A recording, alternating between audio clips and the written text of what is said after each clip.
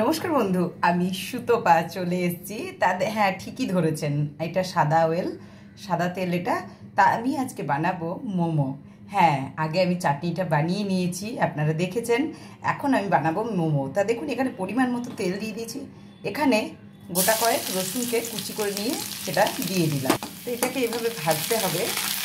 দেখুন, আমি একটা পেঁয়াজকে কুচি করে রেখেছি, খুব কুচি, মানে একদম মিহি কুচানো। এইভাবে পেঁয়াজ রসুনটাকে একটু ভেজে নেব। দেখুন, এটা একটু হালকা করে ভেজে নিয়েছি। আর এখানে নিয়েছি আমি বিনস, গাজর, বাঁধাকপি, এগুলো সব নিয়েছি। তাই এইগুলোকে আমি এবার কুচি করে কেটে নিয়েছি। এইগুলো ভালো করে এটার সাথে নাড়াবো। তো দেখুন, এটা এবার ভালো করে আমি নাড়াবো যতক্ষণ না এই জলটা মরছে। এটার মধ্যে দেবো নুন, হলুদ টলুদ দেবো না, নুন দেবো, আদা কুচি দেবো, কাঁচা লঙ্কা দেবো এবং গোলমরিচের গুঁড়ো দেবো। তো আমার সঙ্গে থাকুন, দেখুন না আমি কীভাবে মোমোর পুরটা বানাচ্ছি, সঙ্গে থাকুন।